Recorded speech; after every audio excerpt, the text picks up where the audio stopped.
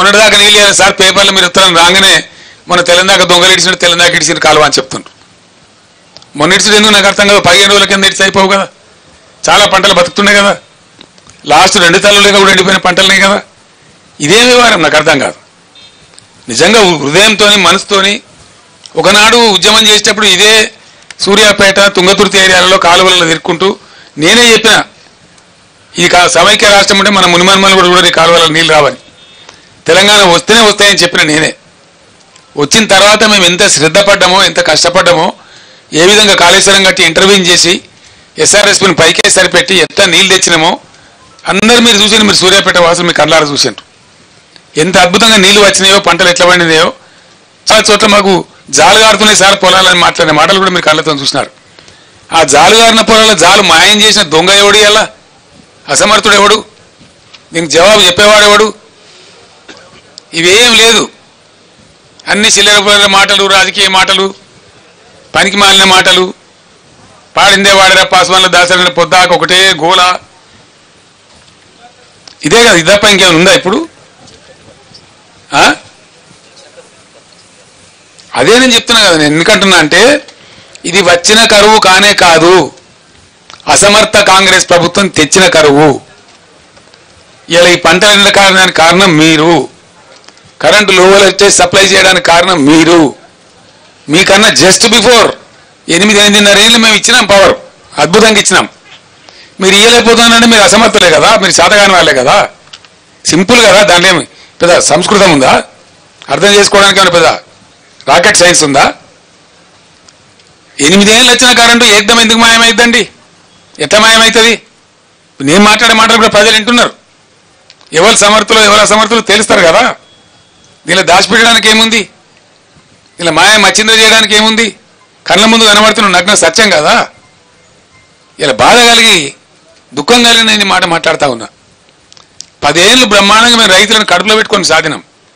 వాళ్ళకి పెట్టుబడి ఇచ్చి, పంటలు కొనుగోలు చేసి, రైతు బంధు ఇచ్చి, రైతు బీమా ఇచ్చి, అనేక సదుపాయాలు చేసి, అకాల వర్షాలు వస్తే 10,000 రూపాయల పంట సాయం ఇచ్చి, అన్ని రకాలుగా వాళ్ళని కాపాడుకున్న రైతులను మా కళ్ళ ముందే మీరు నాశనం చేస్తూ ఉంటే, మళ్ళీ వాళ్ళ కళ్ళలో నీళ్ళు వస్తూ ఉంటే, మళ్ళీ వాళ్ళ ఆత్మహత్యలు చేసుకుంటూ ఉంటే నేను బరువెక్కిన గుండెతో మాట్లాడుతూ ఉన్నా.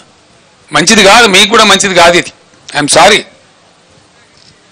I'm speaking with pain. కారణం ఏంటంటే బాధ కలిగి, ఇబ్బంది కలిగి మాట్లాడుతూ ఉన్నా నేను ఈ మాటలు. ఒకటే స్టేజ్ వచ్చిన నేను ఆ కరీంనగర్ జిల్లా వాళ్ళు కూడా రమ్మని ఒకటే గొడవ పెడతా ఉన్నారు. పెద్ద ఉద్యమం చేద్దాం సార్, ఈ ప్రభుత్వాన్ని నిద్ర కూడా పోనీయం, వాళ్ళ సంగతో మా సంగతో తేలాలి ఒకసారి. వీళ్ళు అడుగుపెట్టుడే ఈ అడుగు నాశనం చేస్తున్నారంటే మమ్మల్ని ఏముస్తారు, ఇంకా రేపు ఏముంటుందని చెప్పి భయాందోళనతో ఉన్నది రైతాంగం. ఇవ్వాలి వాళ్ళకు ఒక భరోసా ఇవ్వాలని, వాళ్ళ పక్షాన నిల్చోవాలని మేము తీవ్రంగా నిర్ణయం తీసుకున్నాం. 100% అది ఏదో పేజ్ తీసిండి ఏందండి, అవి ఇవి చేయరు కదా. మీరందరు విన్నారు కదండి, మీరందరు విన్నారు, మీరందరు ప్రత్యక్ష సాక్షులు. ఇవాళ ముఖ్యమంత్రి గారు ఏం చెప్పిండండి? కేసీఆర్ కొత్త వరకు మాఫీ చేసిండు, 1,00,000 రూపాయలు రుణం మీకు మాఫీ అయింది కాబట్టి ఉరుకుని మీరు బ్యాంకులకు పరిగెత్తుండ్రి. మీరు లగెత్తిపోయి మళ్ళీ 2 లక్షలు తెచ్చుకోండి. డిసెంబర్ 9 నాడు మొత్తం మాఫీ. డిసెంబర్ 9 ఎన్ని రోజులు అయిందండి?